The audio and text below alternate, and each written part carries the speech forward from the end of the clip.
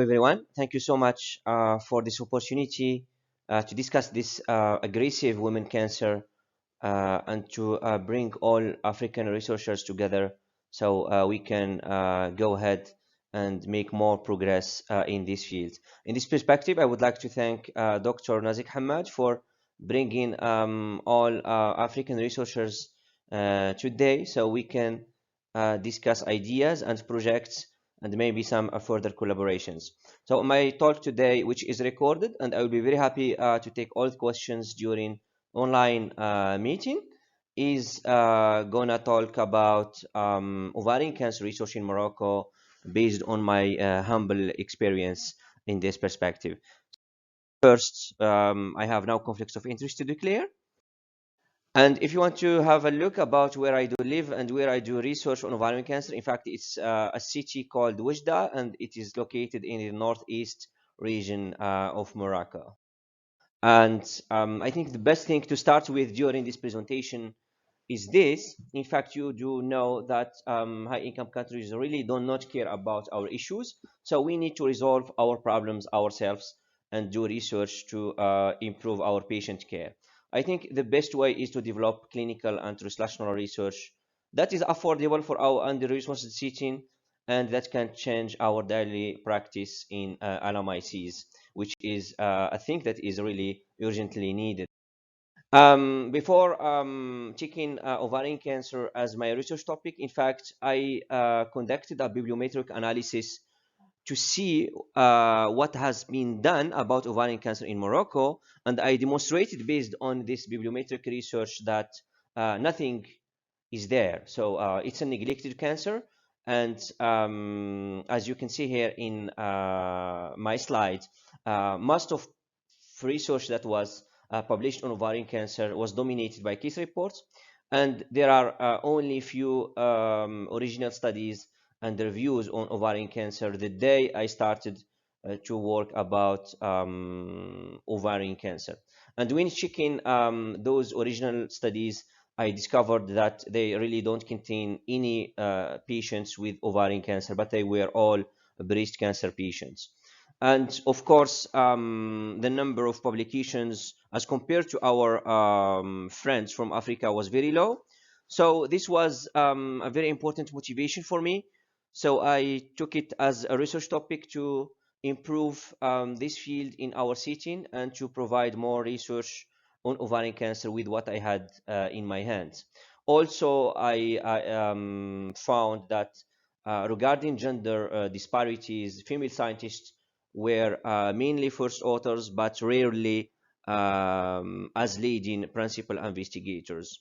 And of course, most of our research on ovarian cancer in Morocco was published in French, and this was maybe one of the limitations of our international visibility in this field of gynecologic oncology. So this was my rationale. To be honest, when I did this, I didn't really feel good because there was nothing really about ovarian cancer. And I said to myself, maybe this is a good opportunity to go further and explore this ovarian cancer neglect in Morocco and provide more research on this topic. So, my first conclusion was that ovarian cancer was really a forgotten woman cancer in our country. So a project called Over-Nordest. Over-Nordest, in fact, means in French ovarian cancer in the northeast region of Morocco, and it has three aims or three periods. In fact, the first study is Over-Nordest 1, which is a real-world study to explore epidemiology, clinical and pathological characteristics, survival outcomes, and our real-world practice of ovarian cancer care in our setting, and also to provide more training of the oncology workforce so they can conduct more research on ovarian cancer, and also to build on a cancer biomarkers working group so we can go further and explore some biomarkers available in our setting and see if this can be improve stratification of our patients and predict survival. Also, one of the aims of the first step of our project was that we need to have some expertise in the field, so we need to publish more meta research in this field. particularly books and special issues with international journals, and also to tackle gender inequality in our practice by giving more chances to our colleagues, females in the department, so they can publish more in this field. And the second step was a prospective study, and it is not yet done. It will start this year, and it will prospectively collect data for research purposes. And also, we are going to build a Moroccan Society for Ovarian Cancer and also organize awards for our young oncologists in Morocco. And the last step is something big. It's my vision. I really dream to build a Moroccan Institute of Ovarian Cancer and also conduct some clinical trials on this aggressive cancer in Morocco. My vision was published in Gynecological Oncology Reports, where I described what I can do to improve this field in Morocco, and all the objectives of our project were published in this commentary perspective in that you can find online and open access. And in fact, my idea was that I could develop a prognostic score uh, that is available and also adapted to low income setting, that will contain some biomarkers based on blood count, and it is something that is available for all low income setting. So the Over-Nordest one study was an exploratory cohort to collect data retrospectively and build a registry on ovarian cancer, and also to collect some biomarkers based on blood count to explore their value as predictive and prognostic biomarkers for ovarian cancer. And of course, the second step is to validate this based on a training and a validation set, which is the second step of my project. Before doing so, I published 2 reviews about all biomarkers that can be used to predict outcomes in ovarian cancer. So this provided me with the rationale to select the best and affordable biomarkers for this purpose. So when reading the cancer hallmarks, as you already did maybe, you will realize that inflammation, for example, is a hallmark of cancer, and it can be studied easily based on blood count using ratios of circulating human cells. As you can see here, for example, lymphocyte to monocyte ratio, which is widely studied in various settings, and it demonstrated very interesting results regarding prediction of survival and also resistance to treatment. So I selected these 3 biomarkers, and I appraised them based on a systematic review of systematic reviews to see if there is evidence supporting my rationale. So I included 17 meta-analyses. I priced them using the AMSTAR2 based evidence synthesis method to see the quality of the current. And also I used the grad approach. I found some very interesting evidence to support the use of these biomarkers to develop a prognostic score for ovarian cancer patients. So our real-world Over-Nordest one study is highlighted here. It's a retrospective study with more than 200 patients, mainly advanced cancer, and with a median follow-up of around 50 months. And these patients were treated in our cancer center, which is the only available cancer hospital in our northeast region of Morocco. And also, as you can see here, I was surprised when I found that only one patient in our study population had the BRCA status, and she was really very lucky. And of course, in our practice, we don't have any PARP inhibitors available for maintenance therapy. Here are the median overall survival of the study population. As you can see here, is 32 months, which is similar to some similar setting in low and middle income countries. And as you can also see here, platinum-resistant disease had reduced overall survival as compared to platinum-sensitive disease. And of course, the debulking status is a prognostic factor, as you know, in ovarian cancer. And this was also confirmed in our real-world study. And for patients who had R0 debulking had the best survival odds, hazards. So this is just an overview of our study. So I selected 3 biomarkers based on our database of Over-Nordest one study, and checked if these biomarkers can predict survival. And as you can see here, the neutrophil to lymphocyte ratio was associated with overall survival, and patient with a high ratio had reduced overall survival as compared to those with low value of this biomarker. Similar thing was noticed for lymphocyte to monocyte and also for platelet to lymphocyte ratio. So all of these three biomarkers were important, and they demonstrated some value in predicting overall survival and also progression-free survival. When combining these biomarkers in a composite biomarker, we also demonstrated, for example, here that the pan-human inflammation biomarker is also predictive of overall survival in ovarian cancer patients. The thing here is that it's something based on blood count. A blood count at baseline is available for all low-income setting, and it is something that we can use to study immunity, peripheral immunity in ovarian cancer patients, and to see if they can predict if this can predict survival outcomes. And as you can see here, the composite biomarker was also predictive of overall survival.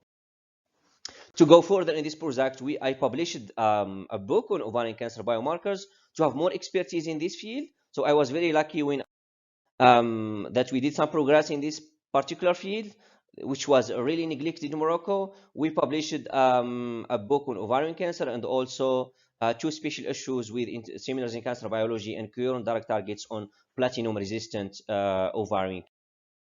And really, when I saw that my books were printed, then it was really something very motivating. So I said to myself, okay, this is good, and I need to go further and do more.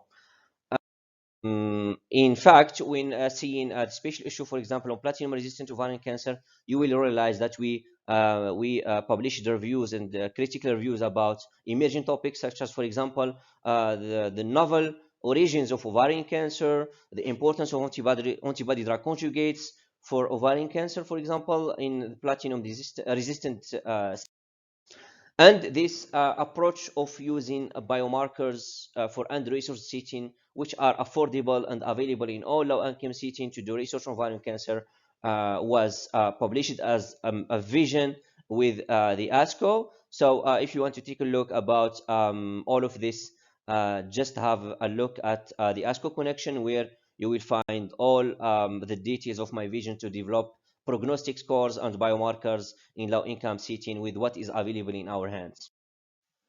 This is also published with eCancer website. So if you want to take a look about our project, just go there and you will find more details. And I will be very happy to take some questions at the end about this project. Also, to provide more guidance for oncologists working in low-income setting to do research in oncology, particularly on ovarian cancer, we published with GCO Global Oncology this guide of methodology, so they can use what they have in hand to develop more research on aggressive cancers in their setting.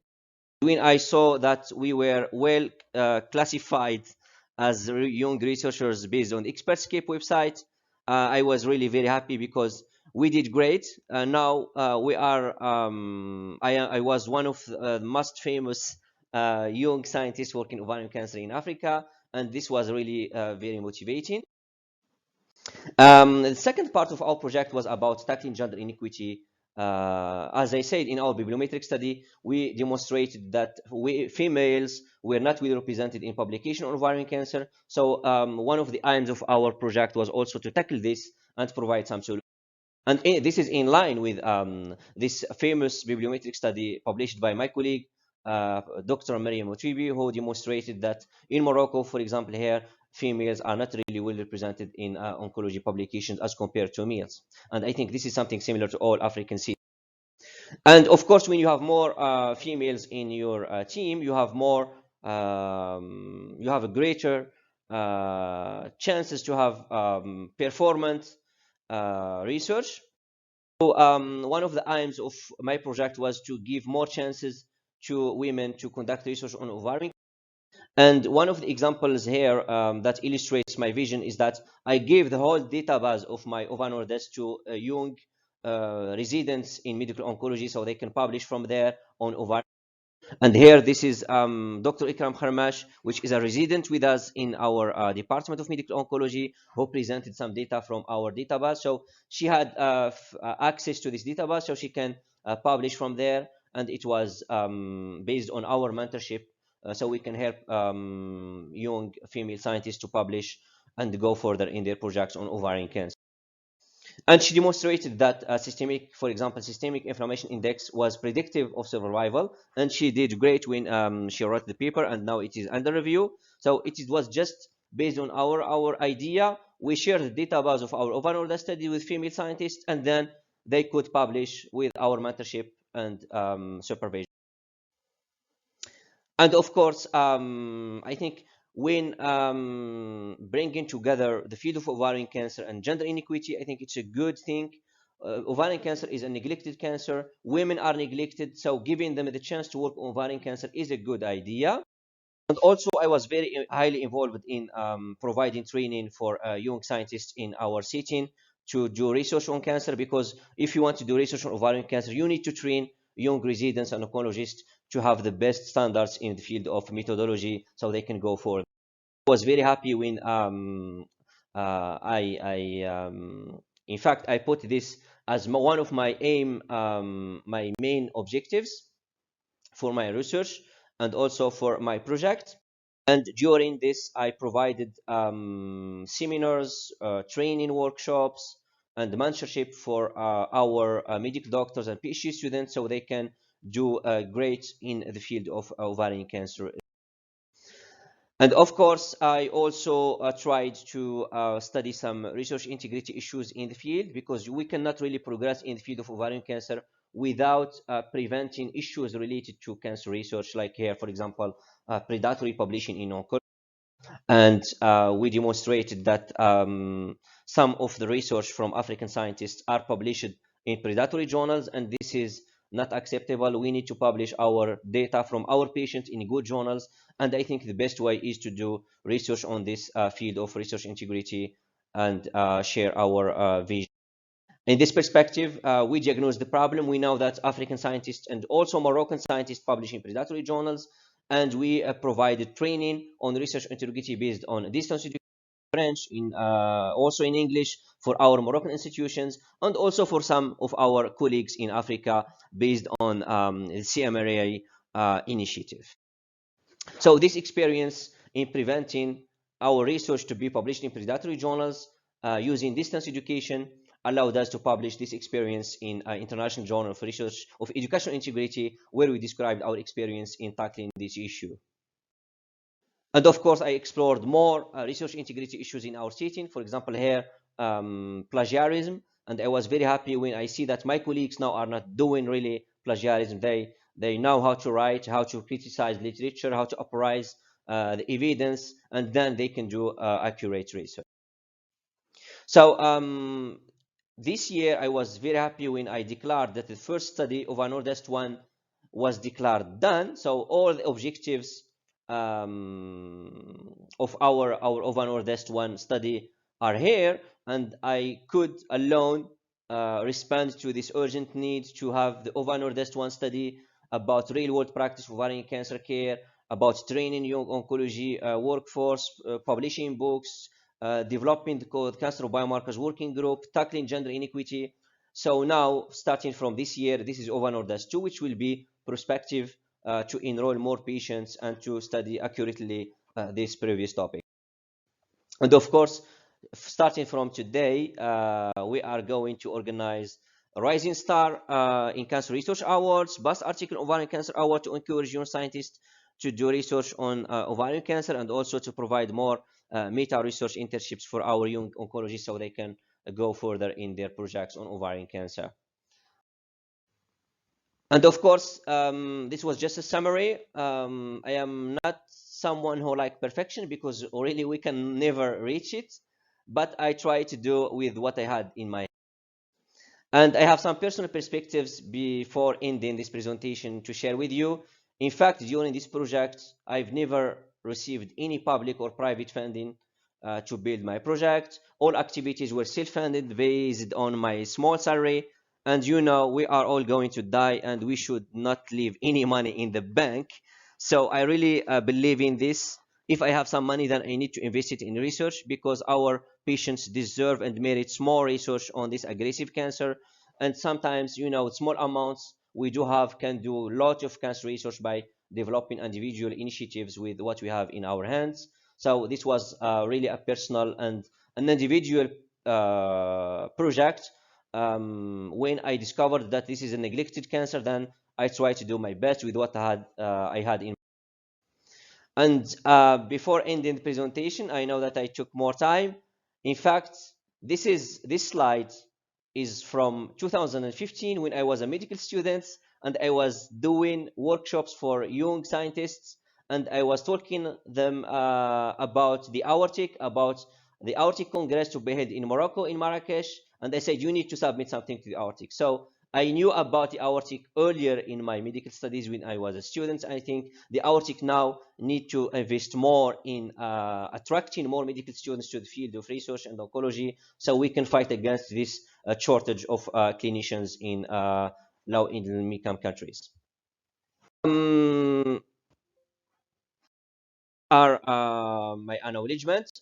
Sorry, I would like to thank all our tech leaders for this opportunity, my collaborators, and I invite you to join us in our city in northeast of Morocco. This is my contact if you want to contact me for further collaboration. And that's it. Thank you so much, and I will be very happy to take all the questions.